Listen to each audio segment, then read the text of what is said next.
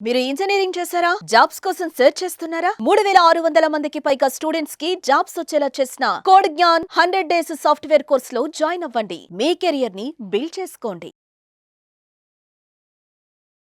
ఓ పక్కన India, Pakistan mini యుద్ధం జరుగుతూ ఉంటే, మరోవైపు ఐపీఎల్ గురించి ఒక పెద్ద ఎత్తున చర్చ దేశవ్యాప్తంగా జరుగుతుంది. రీజన్ ఏంటంటే, ఐపీఎల్ రీషెడ్యూల్ సంబంధించి నిన్న బీసీసీఐ ఒక ప్రకటన చేసింది. దీనికి సంబంధించి రీషెడ్యూల్‌కి చేయడం అనేది పెద్ద ప్రాబ్లమే కాదు. కానీ రీషెడ్యూల్ పేరుతో ఎంచుకున్న వెన్యూస్ పైన ఇప్పుడు చర్చ జరుగుతోంది.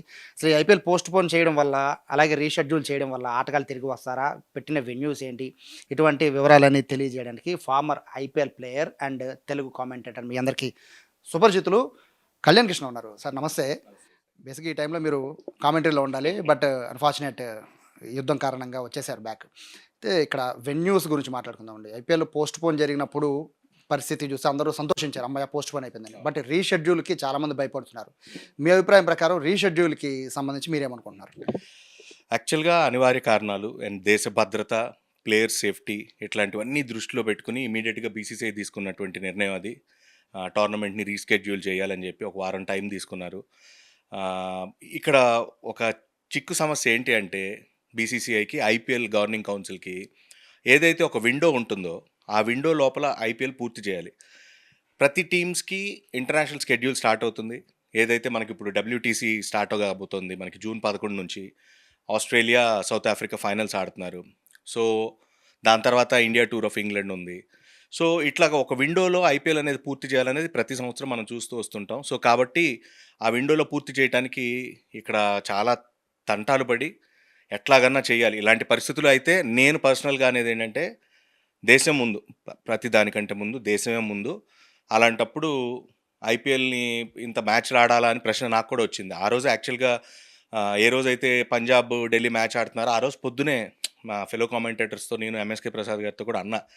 ఎందుకన్నా ఇలాంటి పరిస్థితుల్లో మనం అసలు మ్యాచ్‌లు ఆడాలా? నాకసలు కామెంటరీ చెప్పటానికి కూడా మనసు రావట్లేదు అన్నా. ఆ రోజు పరిస్థితి అలా ఉంది. తర్వాత సీజ్ ఫైర్ ఇవన్నీ స్టార్ట్ చేశారు. అన్నీ నార్మల్ అయినాయి కానీ, బట్ ఆ రోజు పరిస్థితి అది. కానీ ఇమ్మీడియేట్‌గా ఏంటంటే ఈ షెడ్యూల్ ప్రకారం మ్యాచెస్ స్టార్ట్ చేయాల్సొచ్చింది.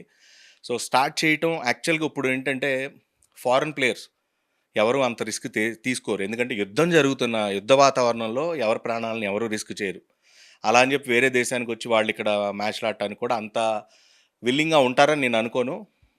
అండ్ ఇప్పుడు ఈ రీషెడ్యూల్ చేయటం వల్ల ఆస్ట్రేలియా డబ్ల్యూటీసీ ఫైనల్స్ ఆడుతుంది. సౌత్ ఆఫ్రికా టీమ్ వాళ్ళ ప్లేయర్స్ కూడా ఉన్నారు మన ఐపీఎల్‌లో. వాళ్ళు డబ్ల్యూటీసీ ఫైనల్స్ ఆడాలి. సో, తిరిగి వచ్చి ఆడతారా అంటే జూన్ 3 తారీఖున అనుకుంటాం లాస్ట్ ఫైనల్స్. సో, అక్కడి నుంచి డబ్ల్యూటీసీ ఫైనల్ జూన్ 11 మొదలవుతుంది. అంటే మాక్సిమం ఉంటే 1 వీక్ టైం ఉంది. ఆ 1 వీక్ టైంలో వాళ్ళ నేషనల్ ప్రయారిటీని పక్కన పెట్టి ఐపీఎల్ ఆడతారంటే I do have my doubts. నాకు తెలిసి బహుశా రారేమో అని అనుకుంటున్నాను. ప్లేయర్స్ గురించి తర్వాత మాట్లాడదామండి. Venues most important. హ్మ్. జరుగుతున్న ఇచ్చిన వెన్యూస్‌లో ఒక్క బెంగుళూరు తప్ప సౌత్‌లో మిగతా అంతా కూడా నార్తే. అందుట్లో బోర్డర్‌గా ముఖ్యంగా అహ్మదాబాద్, జైపూర్, రాజస్థాన్‌కి, గుజరాత్. సో, రావిల్పిండిలో చూడొచ్చు. అక్కడ ఆస్ట్రేలియా ప్లేయర్లు కొంతమంది ఇక్కడ ఆడిన వాళ్ళు పీసీఎల్ ఆడి వాళ్ళకి రావిల్పిండి జస్ట్ మిస్సైల్ స్టేడియంలో పడింది. సో, వాళ్ళు బెదిరిపోయి కంగారు పడి ఏడ్చేసారంట కూడా. అవును. సో, అంత భయంకర పరిస్థితులున్న బోర్డర్‌లో వెన్యూలో పెడితే మనకేం అవ్వచ్చని మనం నమ్మకం ఉంటుంది. బట్ ప్లేయర్లు అంత కాన్ఫిడెంట్‌గా వస్తారా? అటువంటి వెన్యూస్‌లో పెట్టడం వల్ల? అది కొంచెం నాకు సర్ప్రైజింగ్‌గా అనిపించిందండి. ఎందుకంటే అహ్మదాబాద్, జైపూర్ ఇవన్నీ మనకు బార్డర్ స్టేట్స్. ఇంతకుముందు మీరు అంటున్నట్టు Rawalpindi main government stadium something ఆ స్టేడియంలో గ్యాలరీ మీద పడింది ఒక మిసైల్. ఇలాంటి సిట్యుయేషన్‌లో అసలు స్పోర్ట్ ఆడాలంటే అది చాలా అసలు డెసిషన్ తీసుకోకూడదు. ఇకేంటంటే క్రికెట్ మన జీవితంలో ఒక భాగం అయిపోయింది. మనకు ఒక మతంలాగా మారిపోయింది. క్రికెట్ చూడకపోతే ఆ రోజు కొంతమందికి నిద్ర కూడా పట్టదు. అలాంటి పరిస్థితి అయిపోయింది. అందులోనూ ఐపీఎల్ లాంటి టోర్నమెంట్ అంటే ఆబ్వియస్లీ అందరికీ జరగాలని ఉంటుంది. కానీ బార్డర్ స్టేట్స్‌లో జరగటం మాత్రం నాకు ఆహ్, అవ్వకుండా ఉంటే బాగుండేమన్నట్టు అనిపించింది. మరి ఎందుకు అక్కడ పెట్టారనేది కొంచెం క్వెషన్ మార్క్‌లానే అనిపించింది. ఇంకోటేంటంటే మనకి హైదరాబాద్‌లో మ్యాచ్‌లు కండక్ట్ చేయొచ్చు. కాకపోతే ప్లే ఆఫ్స్ ఉన్నాయన్నారు హైదరాబాద్‌లో. ఆహ్, నెక్స్ట్ నెక్స్ట్ బెంగుళూరు, చెన్నైలో చేయొచ్చు. వైజాగ్‌లో కూడా ఇమ్మీడియేట్‌గా ఏర్పాటు చేయమంటే ఆంధ్ర క్రికెట్ అసోసియేషన్ చెయ్యొచ్చు. సో, నాకు అహ్మదాబాద్‌లో, జైపూర్‌లో అక్కడ చేయటం ఎందుకంటే మొన్న ఈ మధ్య జైసల్మేర్‌లో కూడా అక్కడ డ్రోన్స్ వచ్చాయి, పడ్డాయని చెప్పి విన్నాం. అలాంటప్పుడు ఇట్స్ నాట్ సేఫ్ అనిపించింది. కాకపోతే సెంట్రల్ గవర్నమెంట్ క్లియరెన్స్ తీసుకున్నారంట. పలానా చోట మేము ఇలా కండక్ట్ చేద్దాం అనుకుంటున్నాం. బీసీసీఐ వాళ్ళు మాట్లాడారు. ఇలా చెయ్యొచ్చా అని కనుక్కున్న తర్వాత వాళ్ళు మీరు చెయ్యొచ్చు, ఇబ్బంది ఏమి లేదు అన్న తర్వాత ఈ నిర్ణయం తీసుకున్నారని చెప్పి విన్నాం. బేసిక్‌గా మనకేమనిపిస్తదంటే మన దగ్గర మన సౌత్ స్టేట్స్‌లో జరిగితే మనకి క్రౌడ్ ఎలా వస్తారో మనకు తెలుసు.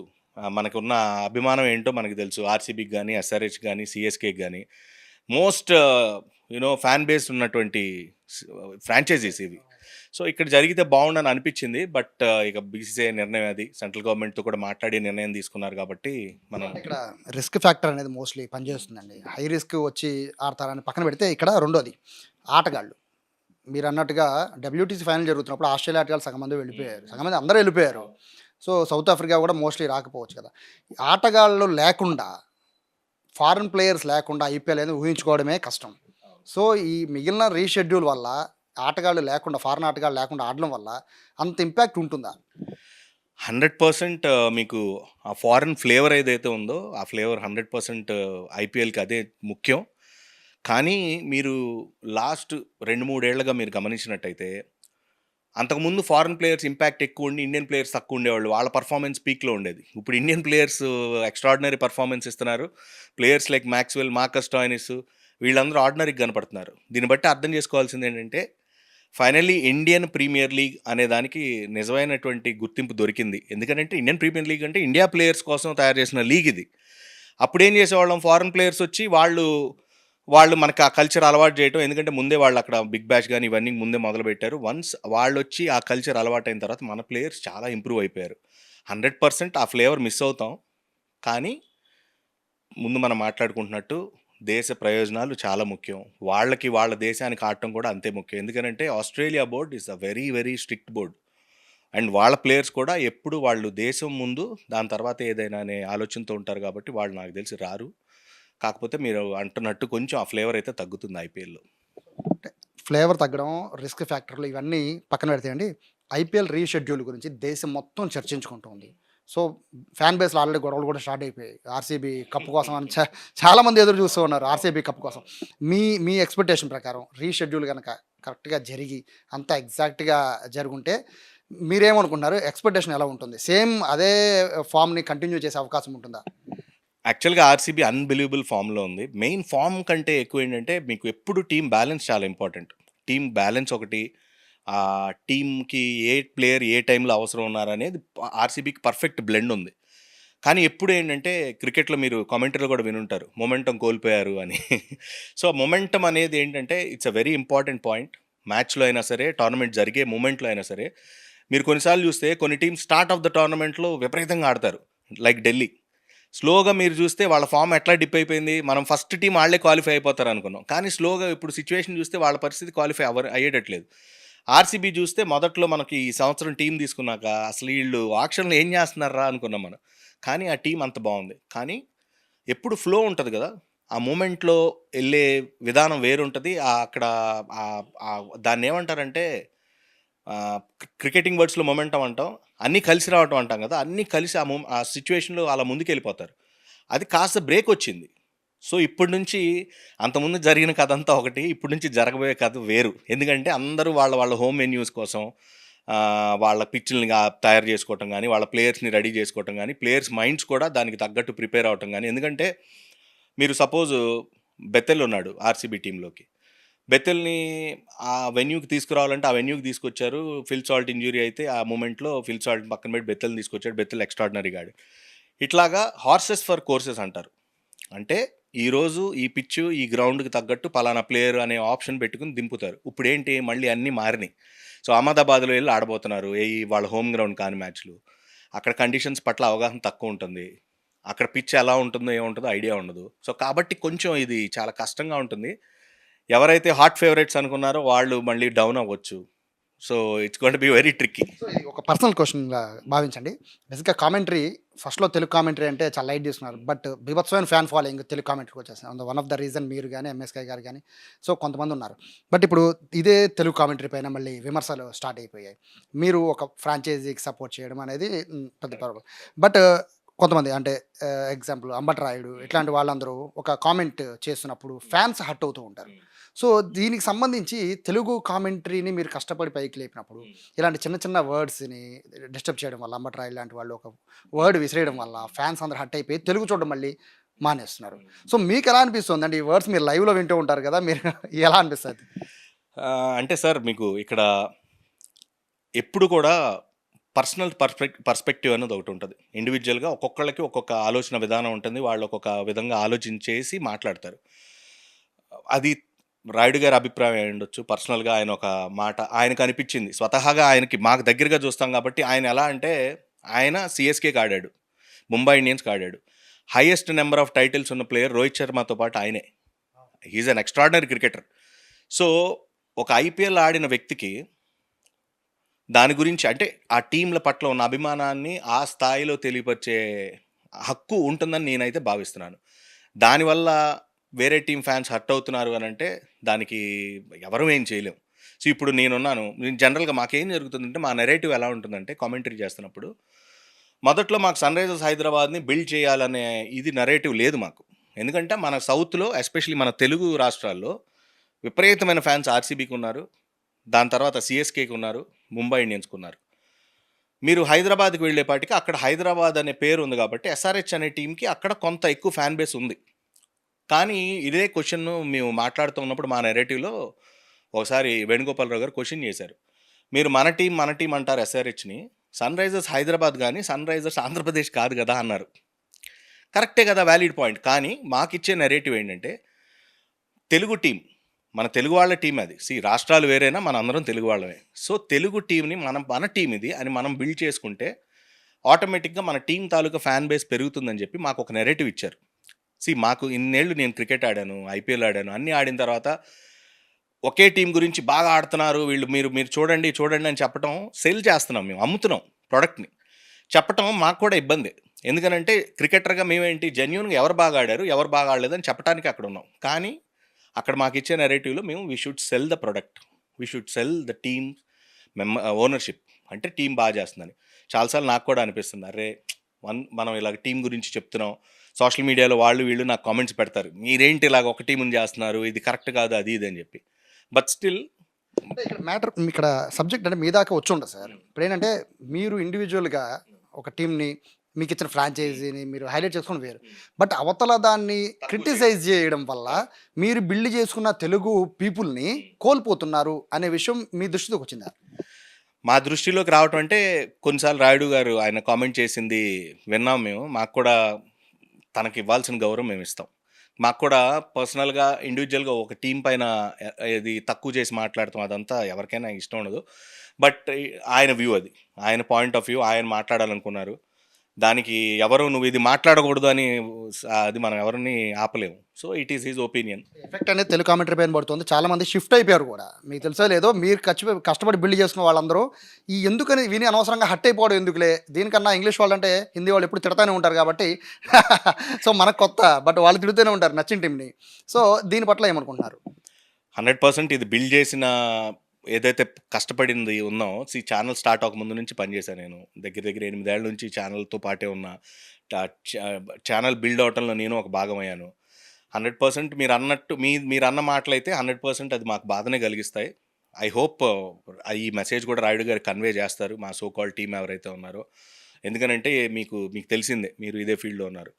మేము అవుట్పుట్ బయటకి ఇవ్వటాన్ని, ఏదైతే మేము మా మాటల రూపంలో అవుట్పుట్ ఇస్తామో దాని వెనకాల చాలామంది కృషి, ప్రొడ్యూసర్లు, డైరెక్టర్లు, నెరేటివ్స్ బిల్డ్ చేయటం, స్టోరీలు రాయటం, అక్కడ కష్టం చూస్తే మీకు అసలు ఆ మూమెంట్ చూస్తే ఒక వార్ రూమ్లో ఏం జరుగుతుందో అలా ఉంటుంది. మేము స్టార్ట్ అయ్యి జస్ట్ అంటే మీ ఇన్ఫర్మేషన్ కోసం 10 గంటల స్కెడ్యూల్ ఉంటుంది మాది కాల్ షీట్. 10 గంటల స్కెడ్యూల్లో వెళ్ళిన ఫస్ట్ మినిట్ దగ్గర నుంచి లాస్ట్ మినిట్ 9 గంటల 59 నిమిషాల వరకు ఉరుకులు పరుగులే మేము. అంత అవుట్పుట్ ఇస్తే కానీ ఈ రిజల్ట్ రాదు. 100% మీరు చెప్పిన మెసేజ్ని రాయుడు గారికి కన్వే అయ్యి ఉంటుంది ఆల్రెడీ. మాకెప్పుడు కూడా తన పట్ల గౌరవం. ఎందుకనంటే 6 టైటిల్స్ దగ్గర ఆయన ఉండగా జరిగింది. So is like an IPL icon లాగా ఫీల్ అవుతాం. 100% వాళ్ళు కూడా మాకు ఎవరైతే ఉన్నారో పైన వాళ్ళు, పైన అఫీషియల్స్ వాళ్ళందరూ కూడా తనకు కన్వే చేసి ఉంటారు. ఐ హోప్ తెలుగు వ్యూవర్స్ ఎవ్వరు దాని గురించి ఎప్పుడు మీరు హర్ట్ అవ్వద్దు. ఎందుకంటే ఆల్వేస్ తెలుగు వాళ్ళందరం ఒక్కటే. 2 రాష్ట్రాలు వేరైనా తెలుగు వాళ్ళు ఎప్పుడు టుగెదర్ ఉంటాం. బెస్ట్ అవుట్పుట్ ఇవ్వడానికే మీకు ట్రై చేస్తాం, ఎంటర్టైన్ చేయడానికి ట్రై చేస్తాం, లాట్ ఆఫ్ ఇన్పుట్స్ ఇవ్వడానికి ట్రై చేస్తాం. మేబీ ఒక్కొక్కళ్ళ విధానం, ఒక్కొక్కళ్ళ ఆలోచన ఒకటి సాయి గారు. ఒకళ్ళేమో ఒకలాగా ఆలోచిస్తారు, ఒకళ్ళేమో ఒకలాగా ఆలోచిస్తారు.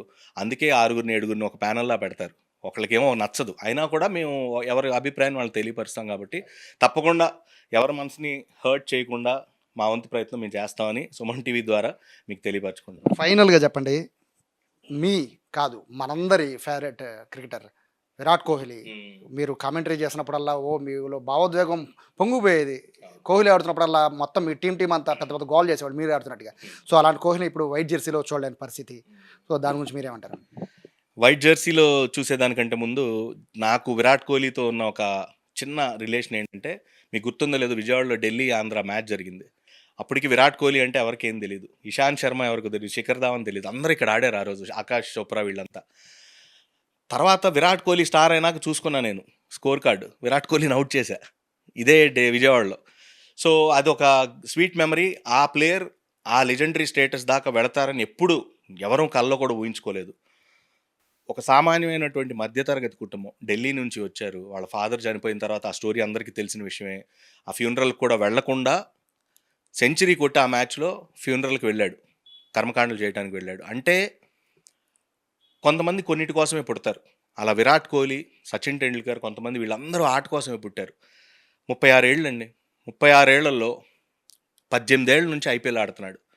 రోజు మీరు మైక్ పట్టుకుంటారు, నేను మైక్ పట్టుకుంటా.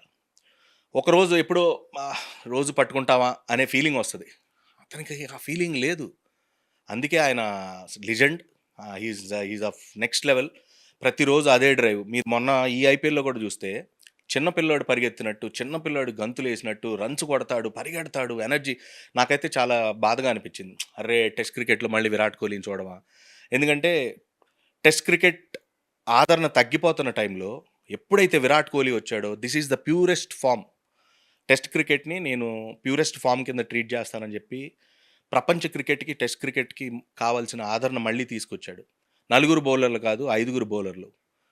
టెస్ట్ మ్యాచ్ డ్రా చేయడానికి కాదు, గెలవటానికి అనే ఒక కొత్త విధానాన్ని తీసుకొచ్చి ఇండియన్ టీంని ద మోస్ట్ సక్సెస్ఫుల్ క్యాప్టెన్గా రన్ చేసి and highest number of centuries by a captain 20 odd century score చేసి 100s ఏంటి, 100s ఏంటి.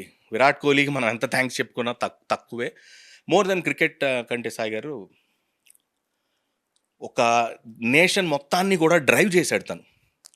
మీరు ఇప్పుడు మీ బాబు అవ్వచ్చు, మా పిల్లలు అవ్వచ్చు, ఎవరైనా అవ్వచ్చు, విరాట్ కోహ్లీ నేను విరాట్ కోహ్లీ అనుకునేలాగా చేశారంటే వీళ్ళు నిజంగా కారణం జనంలే. విరాట్ కోహ్లీ ఏదైనా సిరీస్ ఆడి ఒక 100 కొట్టి అలా గ్రేస్ఫుల్గా ఒక ఎగ్జిట్ అయితే చాలా బాగుండేది. But it is his personal decision. ఎప్పుడు కూడా పర్సనల్ డెసిషన్కి చాలా విలువ ఇవ్వాలి. అన్నేళ్ళు మనందరిని ఎంటర్టైన్ చేసినప్పుడు ఆయన ఆలోచనకి, ఆయన మాటకి మనం విలువ ఇవ్వాలి. But Virat Kohli will be in our hearts, మనందరి హార్ట్స్లో ఉంటారు. అండ్ తరతరాలకి తను ఒక స్ఫూర్తిదాయకంగా నిలిచిపోయాడు సార్. స్మాల్ అండి లాస్ట్ క్వశ్చన్ అండి. రోహిత్ శర్మ, విరాట్ కోహ్లీ ఇద్దరు లెజెండ్స్ ఒకేసారి పక్క తప్పుకున్నారు. మీ ఉద్దేశంలో వాళ్ళిద్దరు లెగసీని నించోబెట్టే వాళ్ళు ప్రజెంట్ టీంలో ఎవరున్నారు? రోహిత్ శర్మ, విరాట్ కోహ్లీ ఇద్దరికిద్దరు మీరు అంటున్నట్టు ఆల్ టైమ్ గ్రేట్స్. టెస్ట్ క్రికెట్లో రోహిత్ ఇంకా అంత తన స్థాయిలో ఆడలేదని ఎప్పుడు కూడా చిన్న విమర్శ అనేది ఉంటుంది. శుభ్మన్ గిల్ విల్ డెఫినెట్లీ అతను ఒక next super star of Indian cricket, అందులో డౌటే లేదు. యశస్వి జైస్వాల్ వీళ్ళిద్దరూ తప్పకుండా వీళ్ళిద్దరి షూస్ని ఫిల్ చేస్తారని నాకైతే చాలా గట్టి నమ్మకం ఉంది. ఎందుకంటే జస్ట్ టెక్నికల్లీ వెరీ సౌండ్, చాలా చిన్న వయసు, అండ్ వాళ్ళకి కావాల్సిన ప్యాషన్ అయితే గేమ్ పట్ల ఉందని నాకైతే గట్టిగా అనిపిస్తుంది. వీళ్ళిద్దరూ అయితే తప్పకుండా నెక్స్ట్ విరాట్ కోహ్లీ, రోహిత్ శర్మ అని అయితే చెప్తాను నేను.